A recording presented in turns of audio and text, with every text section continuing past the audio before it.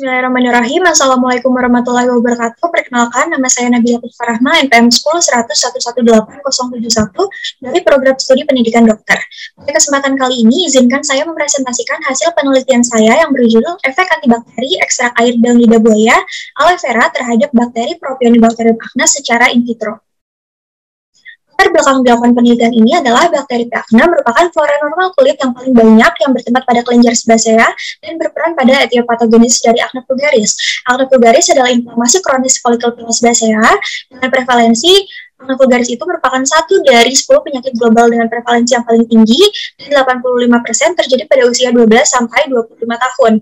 Selama 30 tahun terakhir ini terjadi penurunan kepekaan acne terhadap berbagai antibiotik. Oleh karena itu diperlukan untuk mencari terapi alternatif lain, salah satunya dengan pemanfaatan dari tanaman tradisional yaitu aloe vera. Aloe vera sudah sering dibudidayakan secara luas di seluruh dunia, dan di Indonesia sering ditanam sebagai tanaman obat keluarga. Sudah banyak khasiat yang diketahui, salah satunya ada antimikroba, dan aloe vera sudah sering digunakan untuk perawatan kulit. Aloe vera sebagai antibakteri sudah terbukti pada penelitian-penelitian sebelumnya terhadap bakteri gram positif dan juga gram negatif, karena aloe vera memiliki senyawa aktif berupa antraquinone dan juga asemanan. Namun pada penelitian sebelumnya, etanol lebih sering digunakan sebagai pelarut pembuatan ekstrak. Di masyarakat sendiri, penggunaan obat tradisional lebih menggunakan pelarut air, karena air itu lebih terjangkau dan lebih halal, sehingga peneliti tertarik untuk mengetahui efek antibakteri dari ekstrak air daun lidah buaya terhadap bakteri P. acnes secara in vitro. Objek yang digunakan adalah Propionibacterium acnes TCC 11827PK5 dengan kriteria inklusinya karakteristik koloni berbentuk melingkar sampai batu, warnanya putih dan juga buram, sedangkan kriteria eksklusinya adalah biakan P. acnes yang terkontaminasi bakteri lain. Rancangan penelitian yang digunakan merupakan studi eksperimental laboratoris secara in vitro dengan metode difusi cakram. Prosedurnya, bakteri yang sudah didapat akan diremajakan selama 24 jam menggunakan media nutrien agar, lalu akan dibuat suspensi bakteri dan disesuaikan dengan standar Macfarlane 0,5. Lalu diinokulasikan di atas media Mueller Hinton agar, lalu diletakkan kertas cakram di atasnya. Kertas cakram tersebut adalah kertas cakram yang terdapat kelompok perlakuan, yaitu disaturasi oleh 25, 50, dan 75% ekstrak air lidah buaya, dan juga ada kelompok kontrol yaitu cakram antibiotik tetrasiklin merupakan kontrol positif, dan cakram yang mengandung aquades yang merupakan kontrol negatif. Lalu itu diinkubasi selama 24 jam dan diamati di zona hambatnya. Hasilnya tertera pada tabel berikut, di mana pada konsentrasi 75% terdapat rata-rata zona hambat 6,7, sedangkan pada konsentrasi 50 dan 25% tidak terdeteksi, pada kontrol positif terdapat rata-rata 28,46 mm. Nah, hasil pada 75% menunjukkan adanya aktivitas antibakteri terhadap P. acnes dengan kategori yang lemah ataupun yang resisten. Senyawa aktif dalam lidah buaya yang berperan utama pada efek antibakteri adalah antraquinone yang merupakan analog struktural dari tetrasiklin yang bersifat bakteriostatis.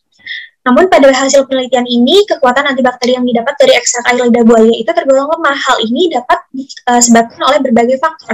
Yang pertama dari pelarut. Pada penelitian ini digunakan pelarut air. Air sendiri bersifat polar, sedangkan antraquinone itu bersifat non-polar, sehingga kelarutan antraquinone pada air sangat rendah dibandingkan dengan kelarutan antraquinone pada pelarut lain pada penelitian sebelumnya, yaitu etanol, di mana pada etanol ini zona hambatnya lebih besar dan lebih banyak jumlah zat aktif yang terpresipitasi. Kedua dari metode ekstraksinya.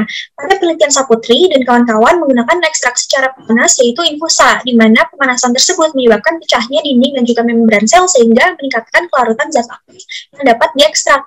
Sedangkan pada penelitian ini digunakan metode maserasi atau perendaman tanpa adanya pemanasan, sehingga kemungkinan zat aktif yang tertarik itu akan lebih sedikit. Yang ketiga dari konsentrasi ekstrak. Konsentrasi sendiri adalah jumlah zat aktif per berat total suatu zat, di mana pada penelitian Fatima dan kawan-kawan terbukti bahwa hasil diameter zona hambat pada konsentrasi 100% itu 2 kali lipat daripada konsentrasi 60%. Sedangkan pada penelitian ini digunakan konsentrasi ekstrak 75, 50, dan 25%, dan pada konsentrasi 50 dan 25% tidak teramati zona hambat yang kemungkinan disebabkan karena konsentrasi zat aktifnya tersebut kurang untuk mencegah pertumbuhan dari P. acnes. Yang terakhir ada faktor ekologi yang berpengaruh pada metabolisme dan akumulasi zat aktif dalam tanaman. Tanaman lidah buaya itu dapat tumbuh optimal pada tanah yang mengandung bahan organik yang tinggi, subur, pH sedikit basah dengan suhu 20-25 derajat Celcius, dengan iklim semi kering dengan adanya sistem irigasi. Sedangkan pada penelitian ini, peneliti itu tidak terlibat langsung pada budidaya tanaman lidah buaya yang digunakan, sehingga ada perbedaan kondisi lingkungan yang kemungkinan menyebabkan konsentrasi senyawa aktif yang ada di dalam tanaman yang digunakan itu lebih sedikit daripada penelitian-penelitian sebelumnya. sehingga dapat disimpulkan bahwa ekstrak air lidah buaya memiliki efek antibakteri terhadap P. acnes secara in vitro dengan daya hambat yang tergolong lemah atau resisten, dan ekstrak air lidah buaya konsentrasi 75% menunjukkan aktivitas antibakteri terhadap P. acnes secara in vitro. Baik, alhamdulillahirrabbilalamin. Terima kasih. Sekian pemaparan yang bisa saya sampaikan. Wassalamualaikum warahmatullahi wabarakatuh.